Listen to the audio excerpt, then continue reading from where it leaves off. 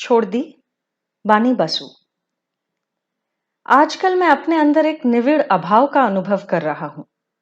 मैं छोटन को ढूंढ नहीं पा रहा। छोटन है पर छोटन नहीं है। क्यों? मामला क्या है? छोटन कौन है? वो मेरे जीवन में इतनी जरूरी क्यों है? उसे हुआ क्या? कोई बड़ी बीमारी या मानसिक रोग? ये सभी प्रश्न जरूर सबके मन में जाग रहे होंगे। मैं एक एक करके सबके जवाब देता हूं। एक तरह से देखा जाए तो छोटन मेरा सब कुछ है। माँ बाबा के गुजरने के बाद छोटन ने ही मुझे पाल पोस कर बड़ा किया है, मुझे पढ़ाया लिखाया है। छोटन के ही कारण मैं समय से पहले अजीबो गरीब रोगों से मर नहीं गया। आज भी मैं चंगा भला जी रहा हूं। नौकरी करता हूं, गाने सुनता हूं, फिल्में देखता हूं, अखबार और किताबें पढ़ता हूं। दूसरे कई लोगों के मुकाबले मैं खुद को ज्यादा खुशकिस्मत मानता हूं।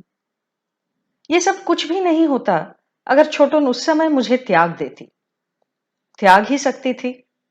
बाबा पहले चल बसे जब मैं दूध पीता बच्चा था। तब मैंने होश तक नहीं संभाला था। मां बिल्कुल टूट गई। टूटा दिल संभालती मां फिर कभी गृहस्थी की ओर ध्यान न दे सकी। हर पल आहें भरती। वो नहीं तो पूजा पाठ में लगी रहती। मेरी बड़ी दीदी की शादी हो चुकी थी। उसकी शादी मुझे याद है। बड़ी दीदी दूर चली गई, उद्योग नगरी जमशेदपुर। दूरी के लिहाज से शायद वो हमारे श्रीरामपुर से ज्यादा दूर नहीं, पर दूर तो था। बड़ी दीदी अपनी गृहस्थी छोड़कर किसी भी हाल में हमारे यहां आकर रह नहीं सकती थी। सूने घर में बस मैं और मेरी छोड़ती। मां छोटन कहकर पुकारती तो मैं भी वही नाम सीख गया था। खुद छोटन को भी वो नाम बहुत पसंद था। वो मुझसे कितनी ही बड़ी रही होगी, कोई 15-16 साल। लेकिन जब मैं एक पितृहीन मातृ परित्यक्त शिशु था, तब तो वो किशोरी बन चुकी थी। चोटी लहराकर ऊंची क्लास में पढ़ना, दोस्तों के साथ सिनेमा जाना, घूमना फिरना, गप्पे मारना, उसके लिए यही सब स्वाभाविक होता। लेकिन हाई स्कूल में पढ़ते वक्त ही मां के तौर तरीके देखकर छोटन मेरी मां बन बैठी। तब मुझे रिकेट हुआ था। छोटन मुझे डॉक्टर के पास ले जाती, सलाह के मुताबिक दवा दारू कराती। उसके बाद जब मैं एक जीवंत स्वाभाविक शिशु बना और खिलखिलाकर हंसने लगा, तो उसने मुझे मां की गोद में बिठाकर कहा था, मां, ये रहा तुम्हारा बेटा। अगर फिर कभी मैंने इसे बीमार पड़ते देखा तो मैं तुम्हारे सारे भगवानों का गंगा विसर्जन कराऊंगी। उस समय बड़ी दीदी भी थी, लेकिन तब वो कॉलेज जाती थी। वो दूसरी जिम्मेदारियां तो संभालती थी, पर छोटे बच्चे की जिम्मेदारी वो नहीं लेती। फिर जब मैं थोड़ा बड़ा हुआ तो वो ब्याह कर चली गई और जाकर जैसे बच गई। जब मां जाती रही तो मैं क्लास 6 में था। छोटन एमए पास करके कॉलेज में पढ़ा रही थी। पढ़ने लिखने में वो बिल्कुल अव्वल थी। न जाने कैसे वो घर संभाल कर, मुझे संभाल कर भी इतने अच्छे नंबर ले आती। हमारा घर गंगा किनारे था, बहुत ही सुंदर। पास में एक बड़ा मौलसिरी का पेड़ था, उसके नीचे एक चबूतरा था। हमारे घर में हर जगह से गंगा दिखाई देती थी। हर कमरे में उसकी हवा पहुंचती थी। हम छत पर गमलों में क्यारियां बोते, खिड़कियों में कलियों से कढ़े सफेद पर्दे लहराते, ताकों पर गुड़ियां सजाते। उस घर में हमारी जान बसती थी। वही हमारे माँ पिताजी जैसा था। हम दोनों वहां खुशी खुशी रहते थे। हमें पैसों की कोई समस्या नहीं थी। पिताजी के थोड़े पैसे थे और छोटन भी पढ़ाती थी, सो हम अक्सर निकल पड़ते। बहुत दूर नहीं, आसपास ही घूमने जाया करते। हमारे साथ छोटन के दोस्त भी चलते। वे सब भी मुझसे बहुत प्यार करते थे। उन्हीं के मुंह से मैंने सुना था, बेचारी गंगोत्री अपने छोटे भाई के लिए शादी भी नहीं कर पाएगी। तब मैंने हाल ही में 10वीं का इम्तिहान दिया था। छोटन ने मुझे जबरदस्त पढ़ाया था। मुझे उम्मीद थी कि छोटन के जितना ना सही, पर मैं भी अच्छे नंबर ले आऊंगा। तब मेरे गालों पर बाल उभरने ही लगे थे। मैं छोटन के पास जाकर खड़ा हो गया। तब वो परीक्षा के पेपर जांच रही थी। क्या हुआ? कुछ कहना था? हाँ। छोटन, तुम प्लीज शादी करो। मैं तो बड़ा हो गया हूं। कहते कहते मुझे रोना आ गया। तुझसे किसी ने कुछ कहा है ना? छी! छोटन ने मुझे थाम कर लाड़ जताया। लेकिन मैं वो बात भूला नहीं। मैं तरह तरह से उसे परेशान करने लगा। अखबार में विज्ञापन देकर बड़ों की तरह चिट्ठी भेजने लगा।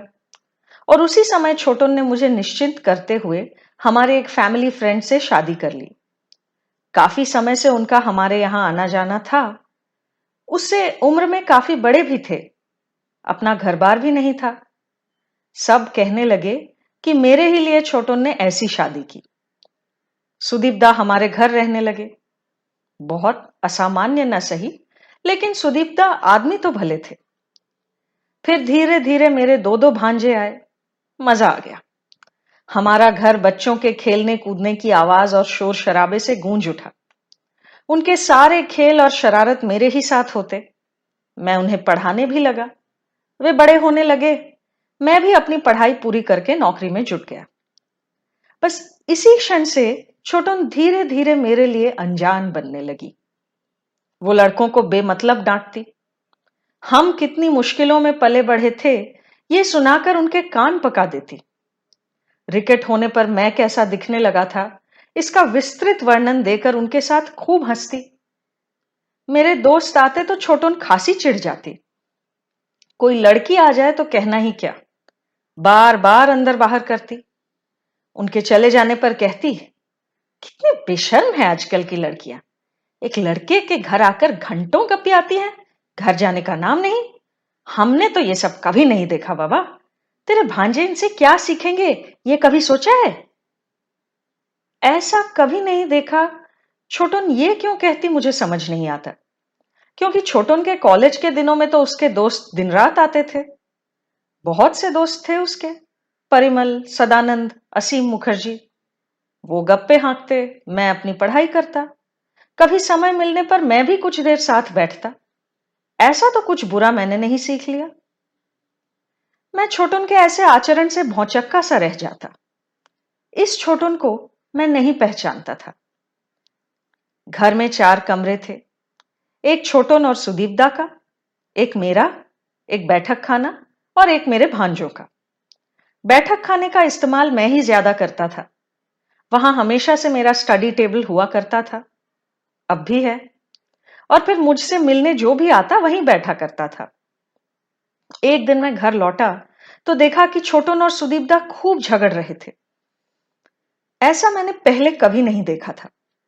सुदीप दा कह रहे थे, हाँ हाँ, तुम तो यही कहोगी, ये मेरा घर तो है नहीं, मुझे हमेशा ही एडजस्ट करते रहना पड़ेगा।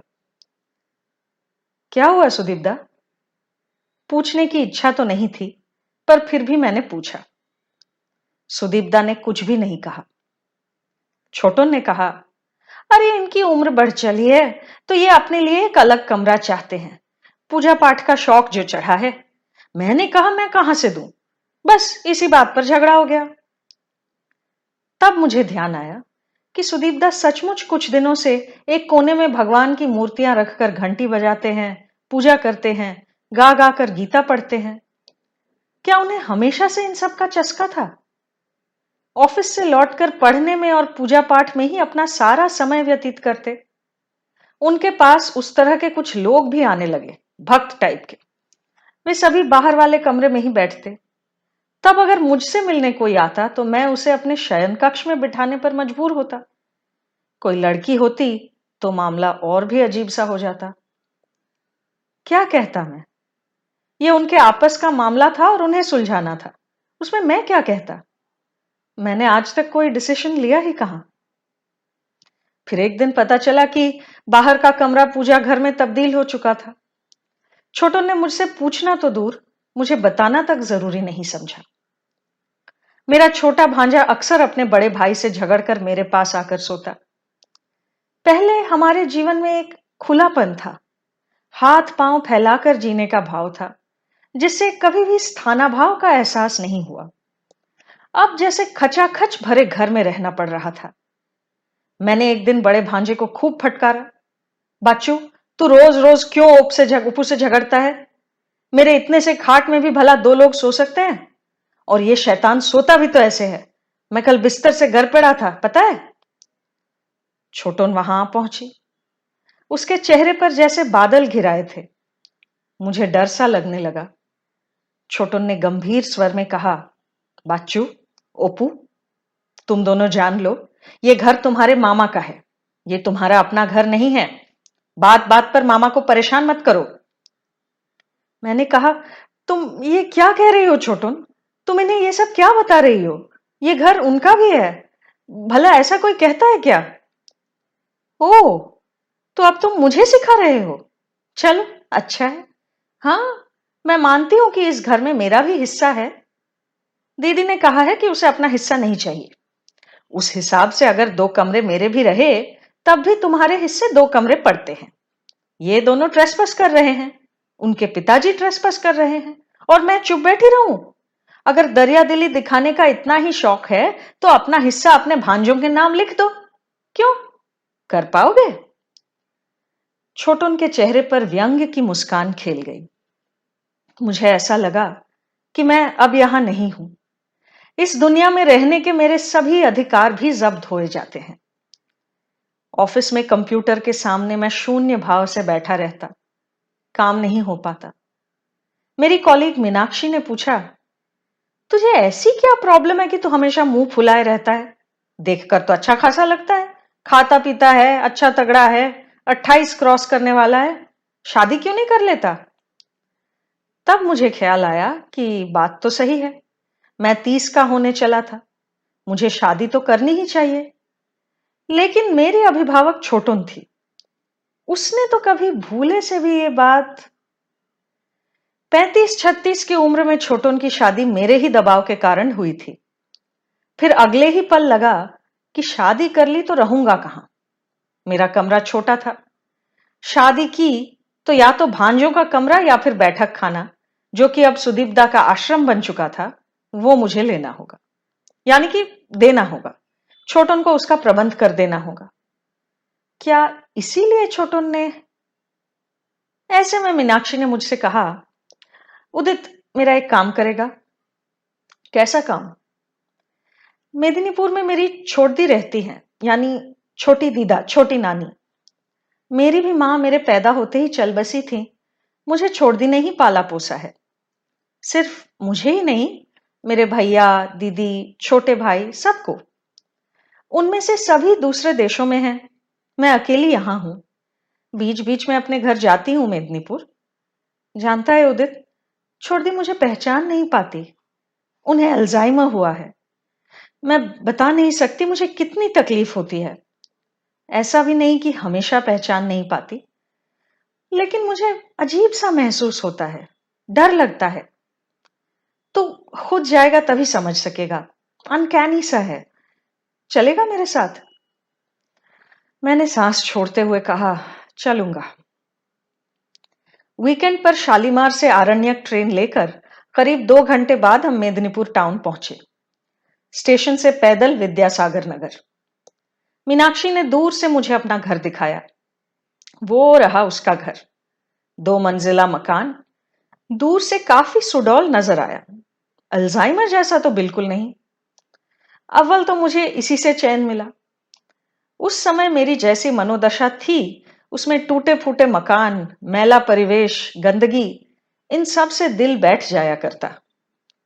घर के बाहर एक सुंदर बगीचा था। मैंने हैरानी से पूछा, बागवानी कौन करता है? छोड़ दी ही करती हैं। वैसे माली तो है, पर छोड़ दी खुद भी काम करती हैं। मीनाक्षी ने शायद पहले से खबर कर दी थी। एक लड़की आकर हमें अंदर ले गई। सब कुछ बहुत साफ सुथरा था। फिर उसकी छोड़ दी ने आकर हमारा स्वागत किया। एक सुंदर सफेद साड़ी बड़ी सफाई से पहने हुए। ऐसी मीठी बूढ़ी मैंने बहुत कम देखी थी। आंखें चमकती हुई, लहरदार सफेद बालों से बना स्वच्छ जूड़ा, बिल्कुल छोटी सी। उन्होंने मेरे गाल चूमकर कहा, इतने दिनों बाद आया तू मिंटू। दीदी तुझे याद ही नहीं रही है ना? डॉक्टरी पास कर गया तू? मैंने जरा हाँ हाँ ना ना जैसा किया।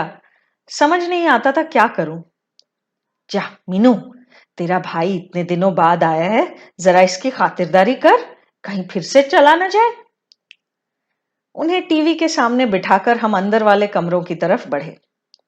मीनाक्षी बोली, देखा ना, तुझे मेरा बड़ा भाई मिंटू समझ बैठी। वो तो कब का अमेरिका जा चुका है, डॉक्टर है, वहीं सेटल्ड है। आता है कभी कभी, पर उसे छोड़ दी पहचान नहीं पाती। तू अगली बार आया तो छोड़ दी, या तो तुझे पहचानेंगी नहीं या फिर किसी दूसरे नाम से पुकारेंगी। मैंने कहा, अल्जाइमर के बारे में जो सारी भयानक चीजें सुनता हूं, उनका तेरी छोड़ दी से कोई मेल नहीं।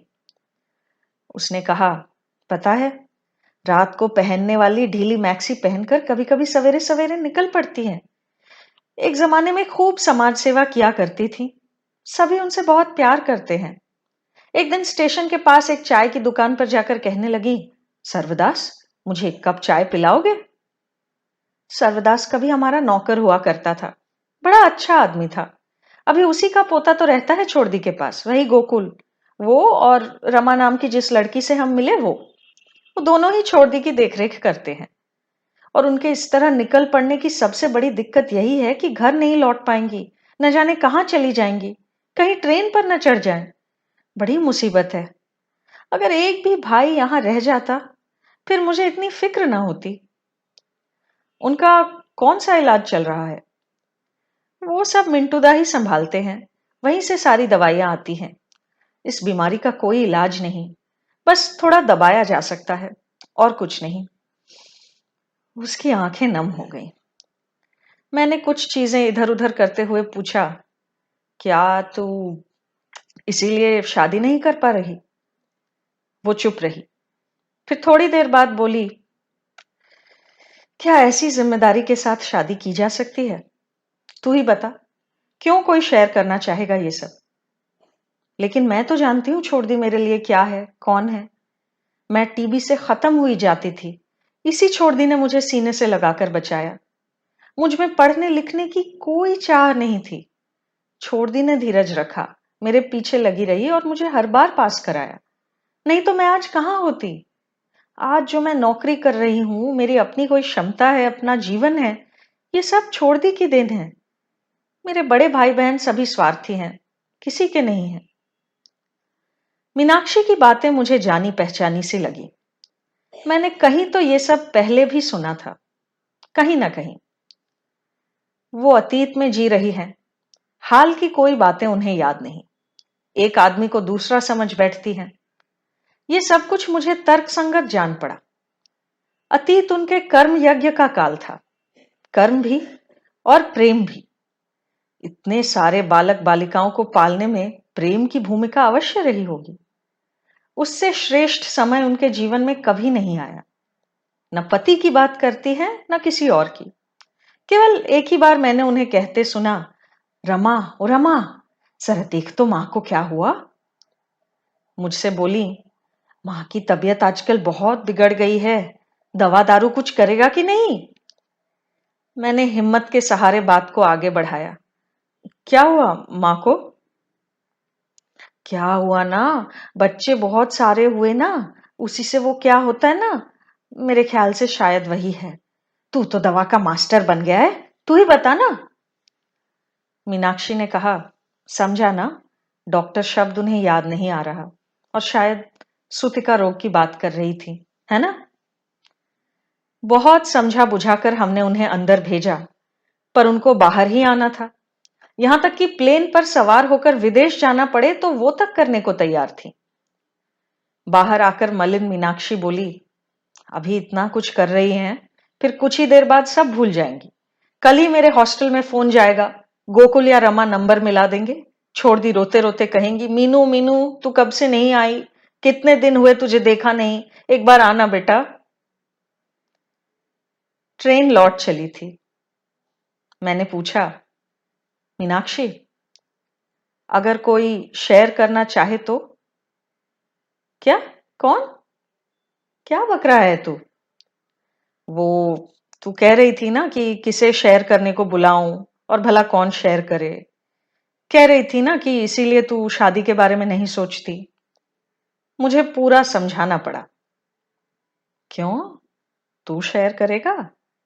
मीनाक्षी लगभग फुसफुसा कर बोली, ग्लैडली, अगर तू मुझे बिल्कुल अयोग्य न समझती हो, वो भी तो सोचने की बात है ना। हम दोनों कॉलेज के समय से दोस्त थे। नौकरी भी कर रहे थे एजी बंगाल में, कई सालों से। मीनाक्षी ने एक आंख मारकर पूछा, तरस खाकर? तरस तो तू भी मुझ पर खा सकती है। तुझे पता है, मैं एक अल्जाइमर के साथ जी रहा हूं, जो अतीत का सब कुछ भूल बैठी है। और तू एक दूसरे अल्जाइमर के साथ है, जो अतीत में ही जी रही है।